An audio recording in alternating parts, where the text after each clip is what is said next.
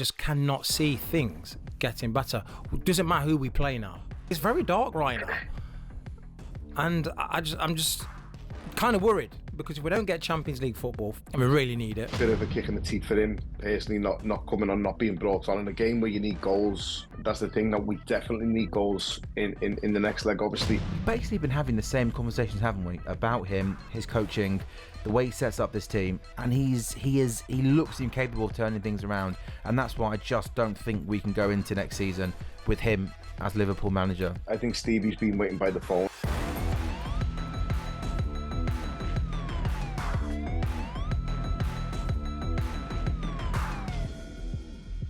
Hello and welcome to Inside Liverpool, the show where we dive deep into all things Liverpool Football Club on TalkSport's YouTube channel and your smart TVs. I'm your host, Ellard. Alongside me, as always, is the former Liverpool winger, Champions League finalist Jermaine Pennant, and the former British super middleweight champion of the world, big Liverpool fan, season ticket holder, Paul Smith. Guys, good morning. We are doing this not too long after PSG 2, Liverpool 0 in the Champions League. Liverpool second best by some distance against the European champions, who enjoyed 74% possession, having 18 shots to Liverpool's 3.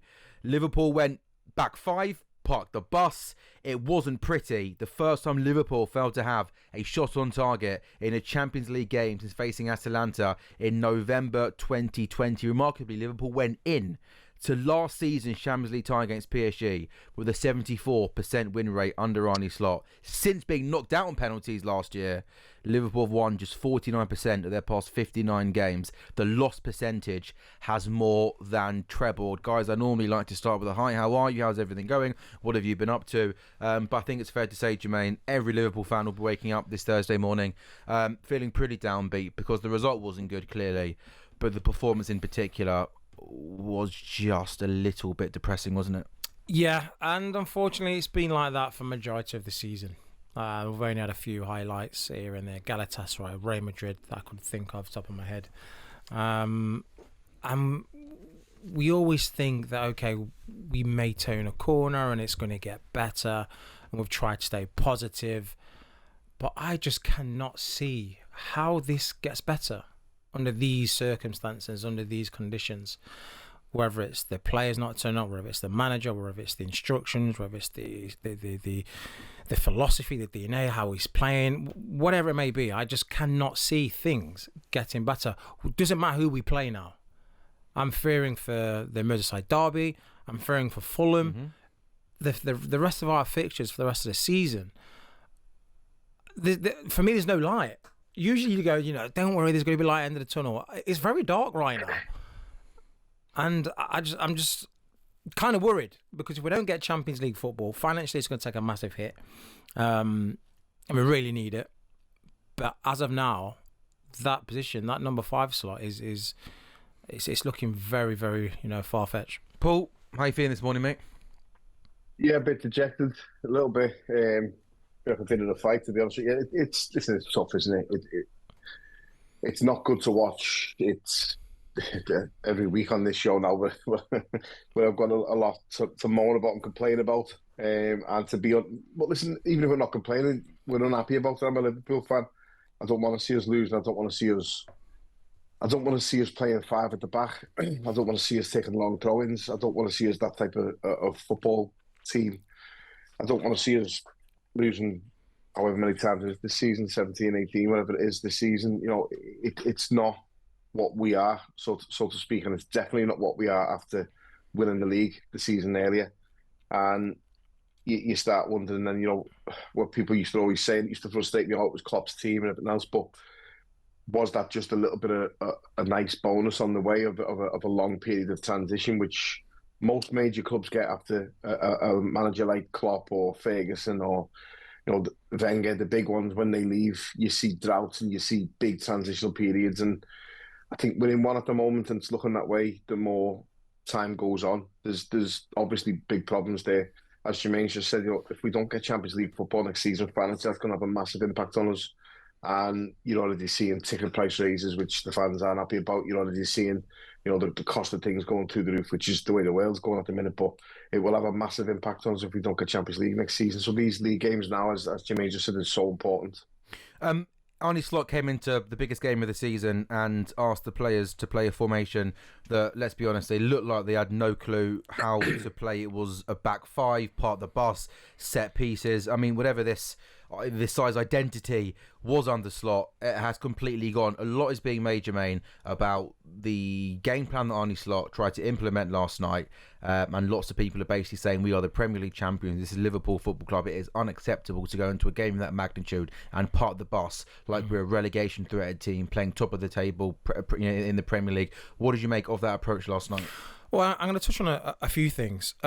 First of all, Slot came out and said that it's difficult at the minute when Liverpool play because we're playing against teams playing a low block. It's not the kind of style of football I want to play. If it was up to me, I would be playing PSG and we're playing that kind of football. We've then gone to PSG and it's gone with a back five, which we've not played, which Liverpool do not play. I cannot remember my time watching Liverpool, playing for Liverpool, ever seen us go for three defenders, a back five. I've never seen it. So to implement that in a quarter final where you need a lot of time to change to a new style, a new system, especially defensively, you've got to drill it in day after day, week after week. To do it in 4 to 5 days and then go in a quarter final away at PSG and think you're going to get a good outcome, think you're going to be successful, is beyond me. We're playing against the European champions.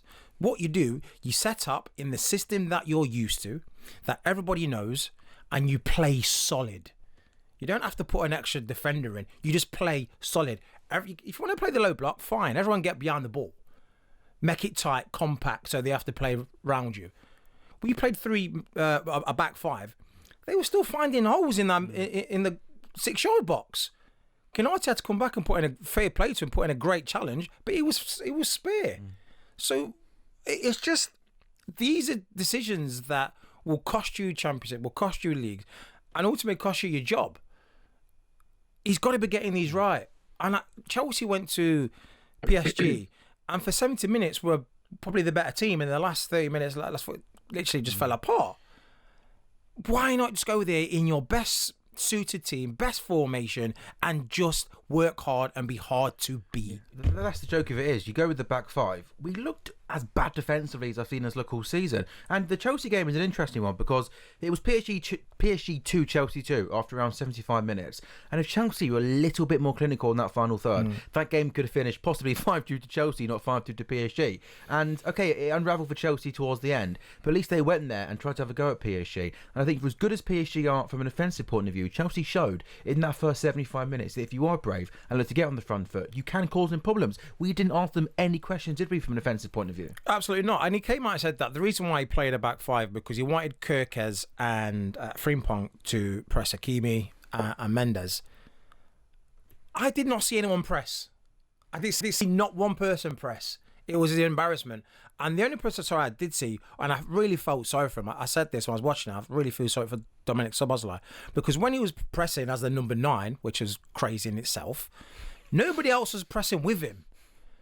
And I'm thinking, well, guys, look, this a one-man press isn't going to cut it. It's not going to work. I think Vitinha is good enough to pass around a one-man press, isn't he? Right, and I can remember even when I was at Stoke under Tony Pulis, you set traps. When the ball goes to the fullback or when the ball goes to the keeper, you set a trap. If the ball goes out to that left back, everyone tucks round, press this side. I just watched it and I'm thinking, who's helping him? Szoboszlai runs to the goalkeeper to try and close it down when he gets the ball, plays around. Where's everyone else? Everyone else is still 20 yards behind.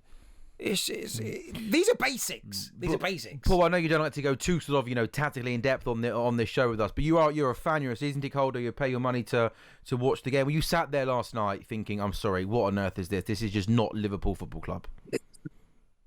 I heard a while ago just rumours like the way Slot was going to change things around was that he likes playing 3 at the back, but that frees Kirkes up and it frees up whoever is on the right, as in Frimpong, who's an attacking fullback. And the way it was explained to me, again, I'm a very limited knowledge person on football, just a fan, but the way that it was explained to me, it made a lot of sense. I thought, well, maybe that's what we're going to be like, three at the back, but the wing backs bombing on. So technically, Salah won't be needed in future if and when he goes, and Verts and Szoboszlai will move into the middle and move out and about. It all sounded great when he was explaining it, but as Jermaine just said, I'm sure with tactics in any sport, you need time to bed in, you need time to learn them.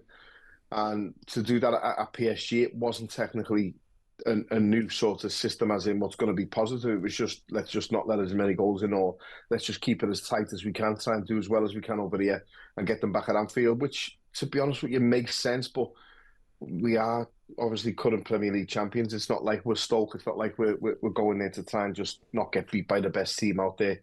And I think that's the frustration with so many fans and so many people like myself who were watching it last night. I understand totally what Jermaine was saying about the pressing. I was noticing things like that myself. If only one of them is pressing or two of them are pressing, there's a big gap behind them and the ball's getting knocked through, and then you can see the PSG players with loads of room in the middle. And it was, frustrating, but then you look at the players and think, like, your head's going down quick because you're wound up at the system you're playing as well, or they might not be happy with what they're being told to do, and a lot of them are told to do. I laugh and joke with one of my mates who works in the office upstairs. Name names, Ron. who is it? Ron Webster. Yeah, big Arsenal fan. And I always wind him up over Arsenal when he talks about Gyökeres, how well he does internationally. And I'm like, that's because he's not allowed to play that way for you lot. He's been told to play in a system and a joke. And you can see with some players now, that's what it's looking like. They're not being sort of allowed to play the way they usually play. They're being told to stick to a system, which obviously last night didn't work.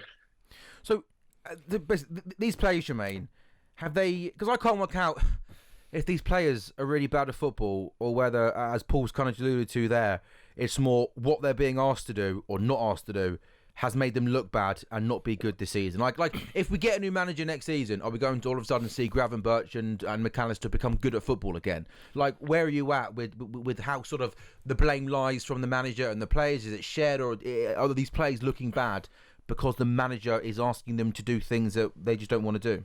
It's a mix. Obviously, we've got a few players who are getting on a bit, so that's just natural. That as you get older, your body deteriorates. You don't recover as quick, and you slowly decline. That's just, you can't get away from that.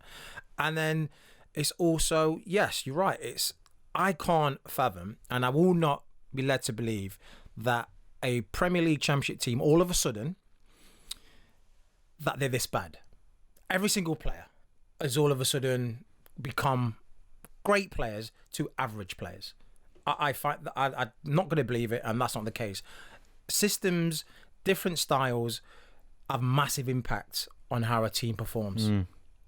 It goes a lot. Like, you look at Pep, he would get a good system, a good style of play, and that team will win a Carabao Cup. They beat Arsenal. Unfortunately, at the moment, Slot's gone so backwards that it's affecting the team in the way they play and some of the players. And unfortunately, we're seeing the signs now, and it's not pretty. So I don't think it's the players all of a sudden are gone, rubbish. It's just the fundamentals, the style is not working for this team. This team has been based on something for 7 to 8 years, a certain style of play. And now all of a sudden that's kind of slowly taken away. And it's just not what they're used to, not what the best at. In terms of the actual game, I think, and you can articulate it better than me, Jermaine, but the way Ibrahima Konate gets done for the build-up to the first goal at that level is completely unacceptable defending, wasn't it? It was brain-dead defending, and my goodness me, he at times this season has been really, really poor, hasn't he? No, he has. And as a professional footballer, as an international footballer, I'm no defender, but I know the basics. If you're the last man, do not dive in unless you're 100% guaranteed sure that you're going to win that ball. Otherwise, jockey. He's got the back to goal. Goes nowhere. There's no threat. He's out on the wing, okay, on the halfway line. Zero threat. Just jockey. What does he do? He does a lot. Dives in, through on goal. Yes, there was 2 phases of play after that. But if that was stopped at source, those 2 phases of play would not have happened. And for me, it's just He's not a great defender. I'm just going to put it out. He's not a great defender. And if I'm Liverpool, I'm saying, Ibrahim Konate, here's a contract. If you don't want to sign it, thank you very much. Off you pop, because we've got a young kid, Yoloni, and we've got Jackie coming in. Yeah. Who are better than you at the minute. Or even at a point now where you don't offer him the new contract. This season, would you want him at the football club next season, given the consistencies? You don't give him these massive wages that he's asking for. You go, look, okay, well, you can have a squad player because in case we'll get injuries, you can come in and do a job. But I'll be saying this, the reason why we're not giving you a bumper deal because you're probably not going to be first choice. Yeah, no, he got see when the lad went through at the end there and he gave him kind of a shove, didn't he, before he took a shot. Even that, you just think he got away with it because maybe he wasn't a forceful enough shove. But I'm sad to thinking you're almost asking to give away a penalty and get sent off. He can be so reckless. It's mad how he can go from one game where he looks like a Rolls Royce defender and dominates and wins everything, and the next game he just looks the complete opposite to that.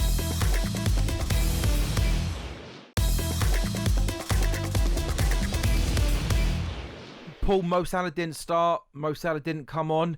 I don't think most people had too many problems with him not starting, but I've seen a few people on social media say it was, I don't know if this is true, but almost disrespectful not bringing him on when he made 4 subs. He brought the young kid he only on, didn't he, towards the end. Mo Salah left on the bench. Gakpo? Yeah. What did you make of no Mo Salah at all last night? I thought it was a bit harsh. I thought it...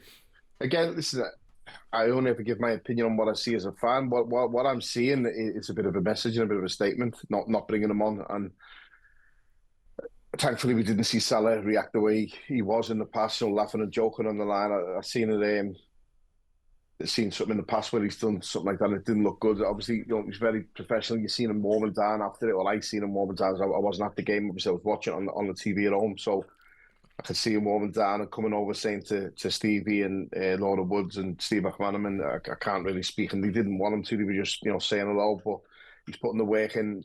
Stevie tried to defend him, saying, look, he'll be ready for Fulham if he's doing that work, the extra work at the end of the session. So that means he's using this as a big session to play. But yeah, bit of a kick in the teeth for him personally, not coming on, not being brought on in a game where you need goals. He should be given the opportunity. And listen, he hasn't been good. He hasn't been at the races. He hasn't been his usual blister himself. But Salah has always been that way in the sense that he can do something frustrating. He can do something that might look average, and the next attack he'll score a goal that only he could score. And he's got that in his locker, and we needed goals. And that's the thing, that we definitely need goals in the next leg, obviously. But we also need to keep them out, and that'll be the issue. I think we could get goals, and we probably should get goals, but it's whether we can keep them out at the back. I've just seen a tweet come off my social media. I just want to read this to you. Not since Brendan Rodgers showed up at the Bernabeu, one of the worst lineups I've ever seen, have I been that embarrassed by Liverpool than what I was last night. I've backed Slot on the basis he's been slightly unlucky, especially in situations where we haven't taken chances. But last night he lost all composure, confused the players, and ultimately put on one of the worst tactical plans I've ever seen since Rodgers' night in Europe. When the manager starts to abandon his principles out of desperation, you know the writing is on the wall. I hate to ask the question, Jermaine, but is the writing on the wall now for ARNE Slot? I mean, is there any way back from this? Look, I hate, saying, "No, I want him to be sacked," or is he going to get sacked? I wish he could turn it around, and we've all wanted him to turn it around, haven't we? Of course we have. But there's only so much that when you're seeing what your eyes are not lying to you. There's only so much you can believe and wishful thinking. For me, I think that, look, the board are not going to come out and go, oh, yeah, we're going to get him sacked. What board ever do that? They always say, yeah, we're sticking by him. For example, Ruben Amorim.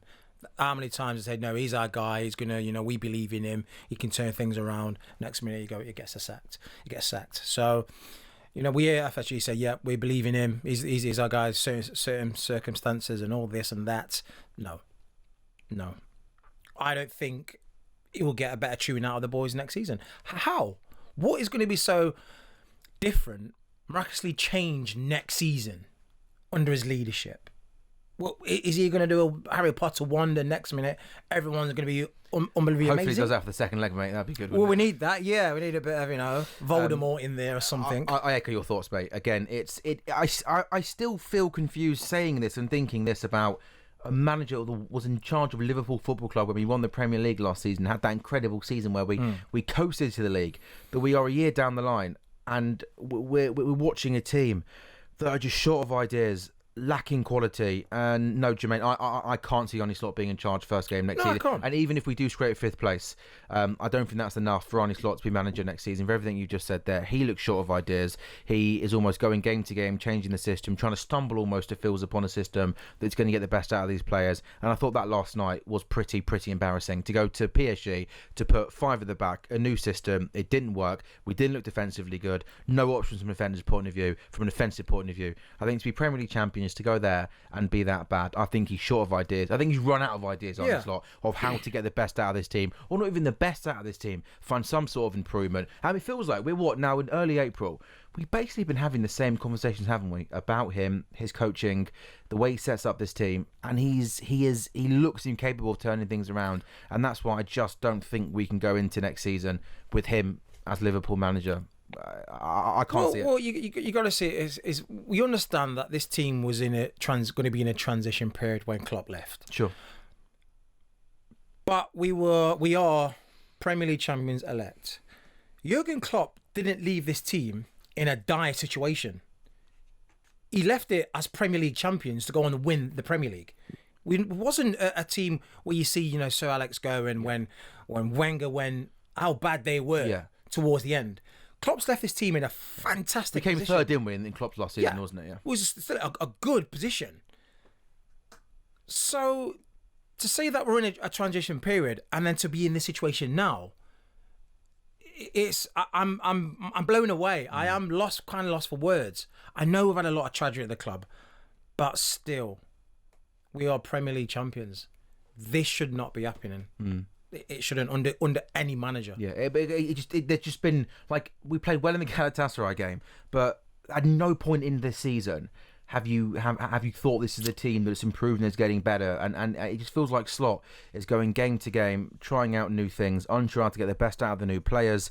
We were too open, weren't we? Kind of in the first kind of third of the season, then we struggled to break down teams with a low block, and then I think it almost felt like going to the PSG with the back 5 and playing like that was kind of the last option, last idea on his list. It went there, it didn't work, and yeah, I mean, Paul, you're up in Merseyside. I mean, I think you said match-going fans are patient and maybe wearing thin, but when you're out and about in your lovely coffee shop that your lovely partner runs, I can't wait to go up there for a latte, Paul, and a bacon sandwich is going to be good.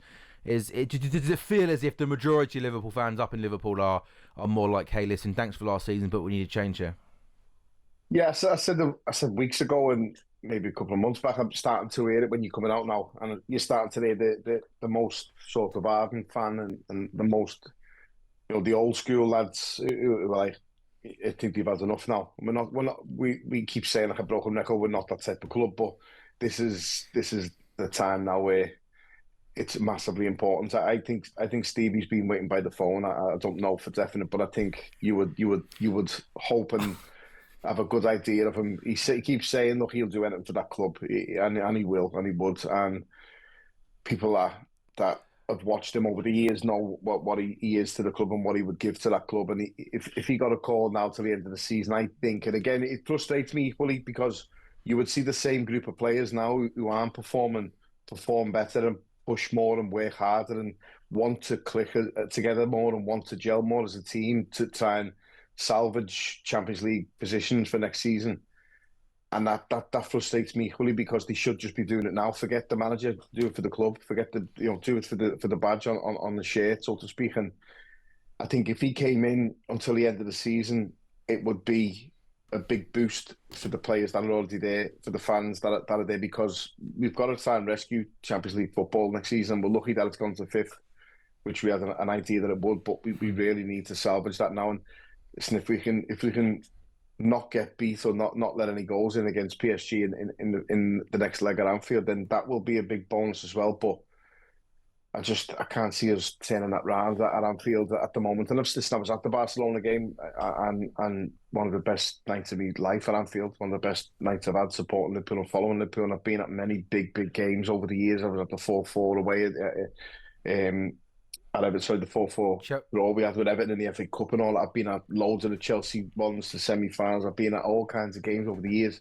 one that stood out the most for me, atmosphere-wise and result-wise, was the 4-0 against Barcelona, and that's very recent times with similar players. So obviously it can be done, but it's a big ask. I don't know who I was after the event, but I did say in the show we did during the international break that because Arne Slot looks absolutely incapable of turning it around, if you made a change in the international break and brought in Steven Gerrard for that Man City game, or any interim manager, like, it would have been impossible for it to get any worse. We were not going to beat Man City. We were not going to turn over PSG playing like this with Arne Slot in charge, and top 5 looks really, really unlikely. So that's what I was in favour of. I wouldn't normally go interim change, but the fact that Arne Slot looks incapable of turning this around, we had absolutely nothing to lose in that international break. And Jermaine, you hear people go, well, it's not the Liverpool way. But how's that worked out for us? I don't think that is a reason just to keep the manager, because we haven't done that often in the past, which is obviously a good thing.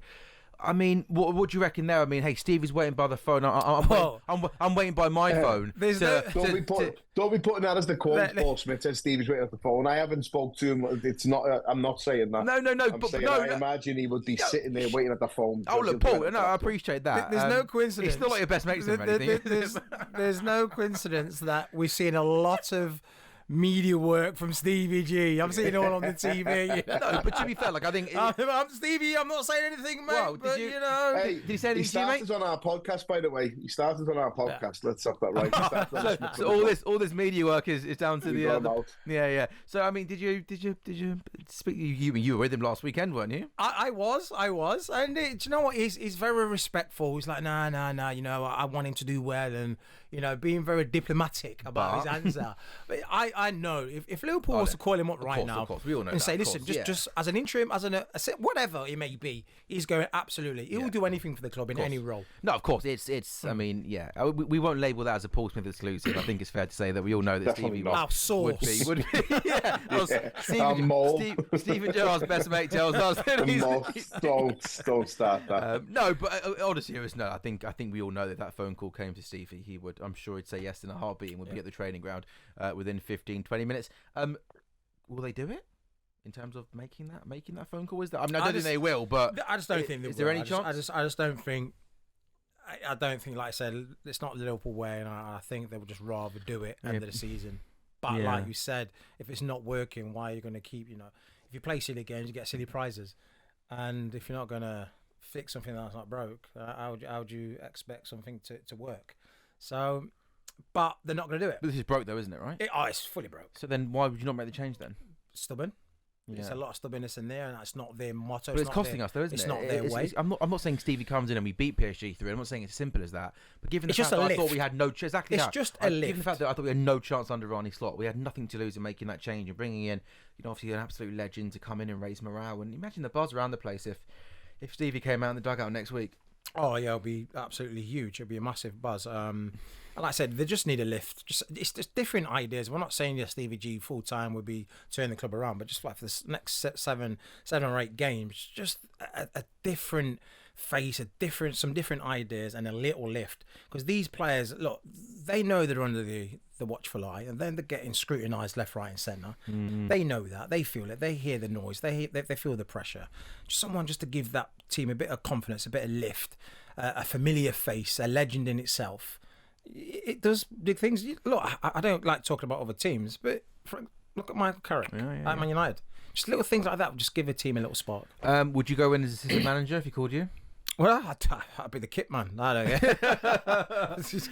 Would you not? You go in and help out, wouldn't you? I don't know if I could do that. I'm seeing a lot of JP love on social media, by the way. I think a lot of Liverpool fans are respecting you being a former player, but not being afraid to come out and be like, no, hey, this isn't good enough. I'll say it how it is. Oh, yeah, listen, this is the team that I support. You care about the club, don't you? You're not since I was a little boy. Yeah, and obviously play for the team and whatnot. I love the city and love the club, and it pains me to see what I'm seeing. So I'm not going to sit back and not say anything.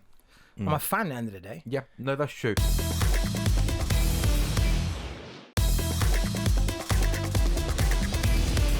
Right, I'm going to put you on the spot here. Have you got a pen, Jermaine?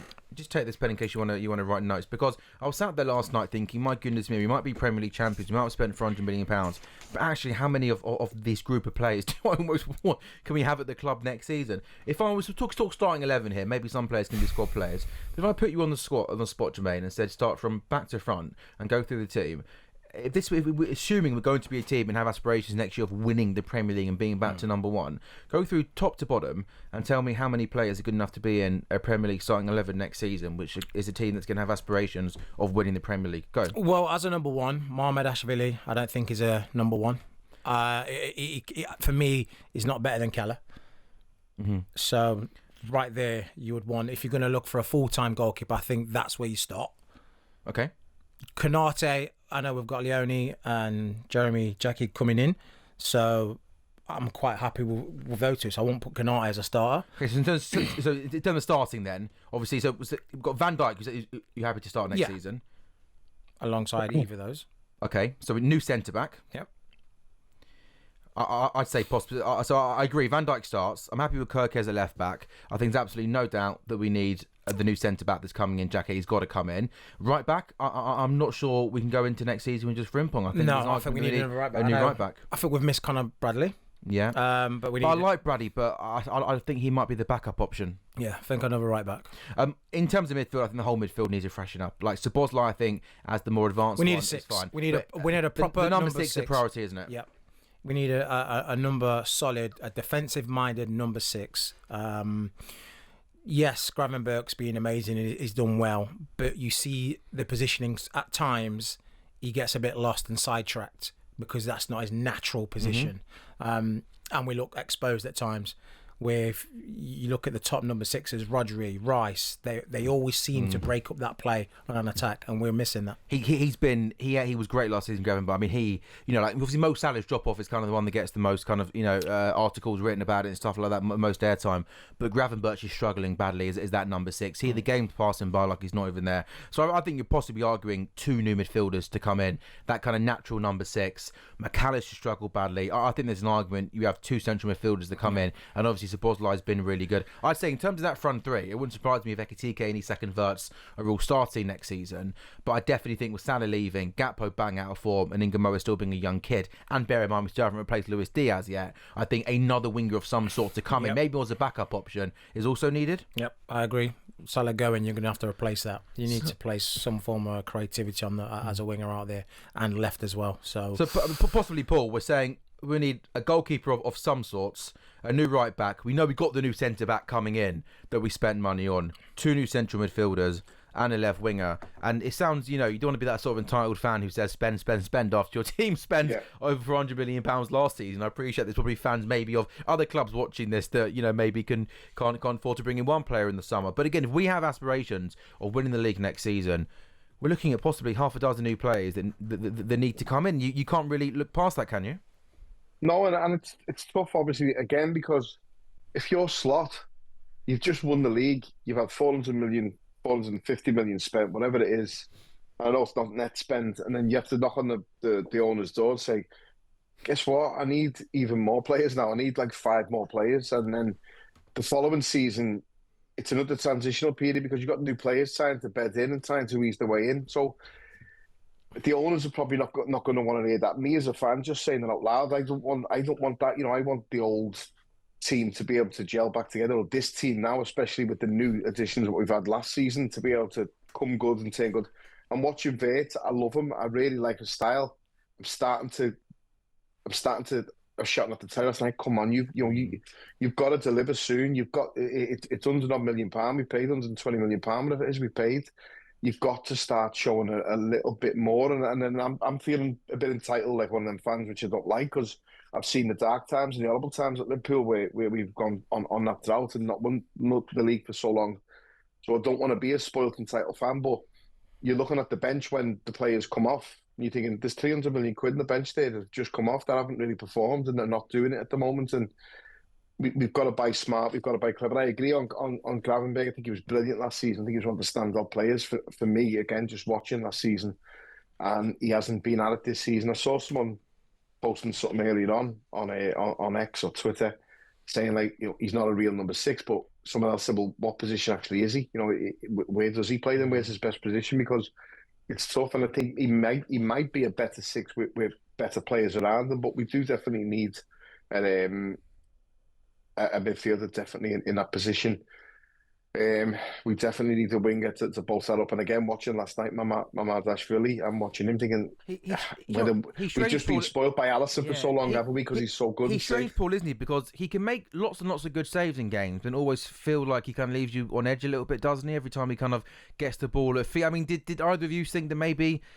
I don't know, again, maybe we are being spoiled because Alisson this time last year put in an absolute worldie for performance in Paris, but I don't know if Alisson maybe saves that. I think Alisson might have been in a better... I think he was off his line, wasn't he, Mamardashvili? I wondered if that was Alisson, he might have been in a better position and could have... It's not like it didn't go down as a howler, but maybe the top keepers maybe tip it over the bar. It's a difficult one because, like I said, the spin and the loop was very vicious, and I don't know. You have to come off your line. So, I don't know. That was just one of those goals where I don't think anyone's stopping. Yeah, that's fair. And yeah, we mentioned Wirtz there. I think a lot of us have maybe been quite lean on Wirtz because I think we are still certain he's going to live up to that price tag. And I still think he will do long term. I'm happy with Wirtz. I'm not happy at the moment. No, so many of these games put Jermaine. You know, you see the nice flicks, the nice touch. And again, please, I promise you, I'm absolutely certain Florian Wirtz and a better system and a better manager is going to be a good player. But I still sometimes... But last night, what could he have done? We didn't even have a striker. Not just last night, though. Because you're right, last night I think everyone was going to fail. But overall this season, nice touches, nice flicks. I am a little bit like, come on, pal, we need that little bit of better end product. Well, you got to understand, we played last night, right, with about 4 players out of position. I'm not saying last night. I'm saying overall. Yeah, I know, but I'm saying you've got Ekitike on the left, you've got Florian Wirtz on the right, Szoboszlai leading. Szoboszlai playing as a number 9. You've got 3 centre backs. Gomez on the left of the 3. So our position. That's not Florian Wirtz. It's not other on the right. It's not a winger. So we're seeing him play out of position a lot of the time, and to get the best out of a player, play him in his position. It's like playing me right back. You're not going to get my attributes and what I'm good at right back. Maybe in the modern game now, but back then you wouldn't have. I can see you getting on the ball right back, those long balls crossfield jammer. Or play me defensive midfielder. You can certainly tackle that right back. Yeah, I guess that's there sure. it is. By the way, actually, apologies. Should we do it now, Anna? I'll do it now. Let's. We actually got in contact with the Borussia Dortmund fella who nailed in that game, and he actually sent us a message on Inside Liverpool. He said, "Hi guys, I was." Yeah, here we go. I've got it here. Hi guys. Hospital food's not that good, he said. What's that?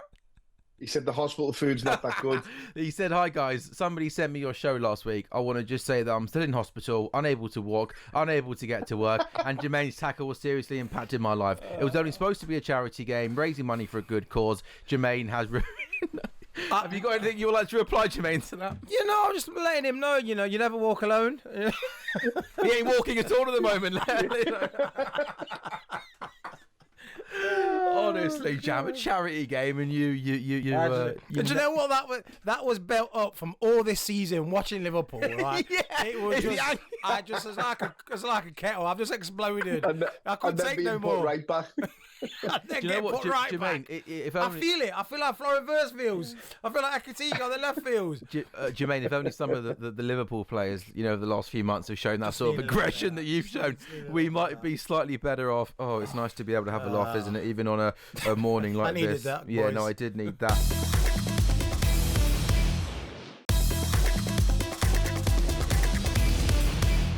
Okay, let's take the glass half full approach. It is only 2-0, and I think PSG let Liverpool off a little bit because it was an absolute drubbing, it was absolute domination. And I think from a PSG point of view, if there is such a thing as an Inside PSG show, they might be saying, goodness me, it should have been 4s and 5s. Like they should have had this tie dead and buried, mate, shouldn't they? Yeah, this tie should be over.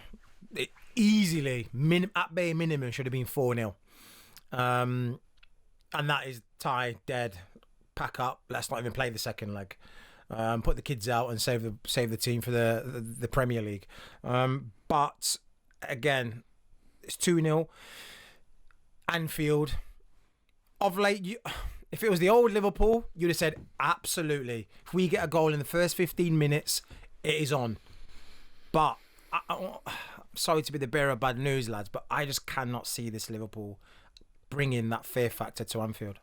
Yeah, Paul. I mean, there's only so much the fans can do. Yeah, that's right. I mean, Paul, what's it going to be like next week? Because you don't want to go into that. And I think when it gets to the next week, we're all we'll be a week on from PSG away, and of course everyone, especially you, Paul, going to them is going to be buzzing, and we're going to be dreaming and believing of another special European night. We've overturned bigger deficits than this in the past. You mentioned that Barcelona game, winning 4-0 on the way to the 2009 champions. But this feels different, doesn't it? Because just kind of overall throughout the course of our last kind of 6 months, it's been negative, hasn't it? But of course the match going fans, Paul, and they've also got a job to do, right? Because the players are going to need us. They're going to need that support, aren't they, next week? Yeah, and listen, I was just going to say that you just took the words out. It has been negative. We've been negative, but that's how it is, and I get it. I don't like being negative. I don't like negative people. I can't stand negative people. But we are like that at the moment. You must hate Jermaine then. No, but we are like that because of what's been going on and what we're seeing, and it's that's normal. We're allowed to say what we're seeing, and what we're seeing on the pitch is really poor, and what we're seeing from the club and from certain players is poor, and it's sometimes like. I personally was wound up by Ekitike more than anyone last night. And I know the players were bad. I get it totally. You can name, as Jermaine just said, at least 4 or 5. I get it. For me, it's attitude. For me, it's the nonchalant jogging round and the not effing. And it zoomed in on him on the bench after it, which is bad. He's just sitting on the bench like this, like he's just, having a relax watching a few. But we're getting beat 2-0 against PSG, or we were losing 1 at the time. But it's like, it's effort and desire, and they're the bare minimum what you should be given for a club, especially a club like Liverpool. If you give it 100% effort and you've got that desire and you're willing to the old saying, run through brick walls, then the rest is fine. If you haven't got it ability-wise, fine, no problem. If you haven't got it on that, if you're not the best finisher, if you're not no problem, but you're giving 100% every time. And it looks at the moment, there's a lot of players not giving 100%, or a fair few players not giving 100%, and some are, like Szoboszlai and others, and I didn't like what he did with the crowd after the City game. Sure. But I can understand it. I can understand it totally. But he also has to understand the fans. The fans are not robots. We do give everything, and the atmosphere should be great next week. I think it should be brilliant. And I'm looking forward to it. I'm looking forward to a good atmosphere. And I'm looking forward to, hopefully, as you say, the fingers crossed, that we can sneak an early goal. But we've got to keep the goals out as well. That's going to be difficult. That's what's making it a bit of a daunting task. I think we're confident that we can score, but I don't think any of us are confident that we can keep them out. Can I just touch on quickly? You've got a Ballon d'Or winner in Dembele. I'm seeing him constantly run, close down fullbacks, always closing down the goalkeeper, so he has to kick it long, not giving him time on the ball. That's a Ballon d'Or winner. He's got every excuse to have a bit of nonchalance, a bit of arrogance, a bit of attitude, because he's voted the best player in the world. That just goes to show where we're at. But it was the Liverpool team that won everything under Jurgen Klopp. They were like that. We'd be 3 up in games at Anfield in 85 minutes. They'd still be fair. What you see, Mane, Firmino, the 3 boys in midfield, running, pressing. Again, lots been made of Salah not starting, not coming on. Mo Salah starting next week, isn't he, Jermaine? I don't know. I would want him to start, but I think the relationship now with Slot, I don't think there's any respect anymore. Obviously, you don't think they get on? No, I think he knows, right, you're not going to be here next season. Slot's probably thinking, are you going to really fight for me, knowing that you're not going to be here? I need players who's going to want to. I just don't think, I don't know. I want to see him start, but I just don't think Slot. I think Slot's washed his hands with him now. Seriously? Yeah. What do you make of that, Paul? I mean, it's what's tough because he's been so poor this season, Mo Salah. But, I'm still it's Salah, and we need to score 2 goals against PSG. And, Gakpo's not much better. Ekitike struggling for form. They've all been really, really poor. I still think, despite him really struggling this season, I think Salah's got to start a game against PSG where we've got to score 2 goals. I don't know. Yeah, I think it was Carragher or someone else last night on a clip saying, will he start? And as he said, you need goals, you start Mo Salah. And okay, this season he hasn't been the best, but last season, Mo Salah, the season before, for the previous 7 or 8 seasons, however long it's been, he's been reliable, and you can rely on him for the goals, and he can pull the goals out of nowhere. And I would start him, especially after not starting him, because he's got another point to prove. And listen, we've seen him missing a couple of pens recently. We've seen him on a really low point in his Liverpool career, probably obviously the lowest in his Liverpool career, but probably the lowest in his career, full stop. And the best way to counter that and to fix that is to bounce back. And if you can bounce back with an early goal against PSG, and you get you get that bit between your teeth, then there's no one more than him I'd like to be in that position on the pitch with the ball at his feet. Can he do it? Let's be positive and hope that he can. And it's not difficult. If you're worried about the defensive frailties, or you're worried about him not defending as much as he can or he does, you just go to him as an instruction. Salah, I need you to come back a little bit more. I need you to help out Frimpong. I need you to help out Gomez, whoever's playing right back. Help out a little bit. He's a top professional. He's not going to go, nah. He would do it. Just give him an instruction. When I was a player and was playing against the top teams, Tony Pulis or whoever it will be, Steve, whoever it will be, will say, right, get back, double up, help out the fullback. And you just have to get back. You have to have an engine up and down. He can do that. But you think Slot's just, you said wash his hands of Salah? I think he'll play Florian Wirtz as the right side, as he's been doing. But I'd rather see Salah there because that's his position. And I'd rather see Florian Wirtz play as a number 10 in his position. Yeah. And just tell, look, Mo, we need you going forward, but we also need you to come back and help out. He will do it. Yeah, I agree. I still think Salah starts. We have another game though, don't we? Before PSG, and it's now time for our bet builder with BetMGM. Remember, you can download the app or head to betmgm.co.uk. We love doing a bet builder, don't we? With BetMGM and Liverpool Football Club. It's Liverpool Fulham. It's Saturday. It's 5:30. Why don't you start us, Jermaine? What are you going for? I'm gonna go both team to score. Okay, good stuff. Paul? I'm going to go both goals in both halves. No. Okay, no good stuff. I'm not going to, I still... Don't do it! Stay strong! Okay, I'm going for Liverpool to win. Yeah! How about that? Come on. Be positive. There you go. That's it, right, Paul? We're going to beat... Okay, you know what? We're going to beat Fulham because, again, let's have it right. It is... We have to. Exactly that. No, we do. It's another big game because... my phone started to freeze for me. We are well and truly, aren't we, in the race for top 5 football? We are 5th on 49, but Chelsea 48, Everton 46, goodness me, Brentford 46, and we've got some tough league games to come, don't we? So Liverpool Fulham then this weekend. I'm backing Liverpool to win.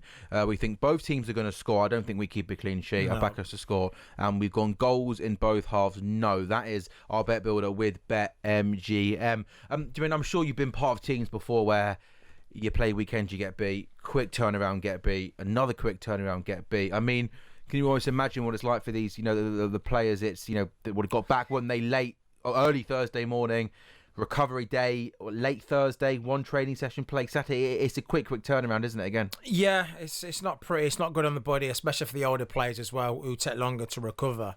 And like I said, going on back-to-back defeats. Going to be a little bit of a shell shock for some of the players as well. This is Liverpool FC, champions in the Premier League. They're not really used to this, and now they've got to brush themselves off and go again. Take this game by the scruff of the neck. Yeah, big game to come Saturday. Paul, talk to me. I like to end the show by asking what you're up to this week. What have you got planned? Not much. I'm in the gym. So my brother Callum has had to pull out of his fight. He's picked up an injury on Friday. So it was supposed to be next week, but the show is still going ahead now. Thankfully to Matching, they're keeping the show going because they just switched Ben Whittaker to the top of the bill. And there's obviously 8 or 9, 10 fighters on the undercard, home fighters on the undercard who are fighting against obviously other fighters. So there's 20 odd people that are still getting to work now next week. So I train one and I manage one, and I do the corner for the other one as well. So my brother Steven trains him. So I've got Steve Clark and Jack Powell fighting next week. So we'll have fight week basically. Yeah, busy fight week. Busy week then for you. Show. Yeah, busy week, but that's how I like it. I'll be back down there on Tuesday as well. Yeah. Well, we're going to do the show next Thursday again, aren't we? Because next Wednesday, isn't it? We're doing it the morning after the PSG game. Jermaine, top man, mate. Really good analysis as always. Appreciate it. Paul, top man. Good stuff as always. Chat to you next week on Zoom. That is all we, I think, thankfully, have got time for on this week's episode of Inside Liverpool. We are going to be back next week. We're recording the show next Wednesday, so the morning after the PSG game. And hey, who knows? It's Liverpool Football Club. We've overturned bigger deficits have me before in European football. I'm sure Anfield's going to be buzzing. Let's back the boys. Fingers crossed. This show is sponsored by BetMGM. You can download the app or visit betmgm.co.uk. It's 18+. Gambleaware.org, and please gamble responsibly.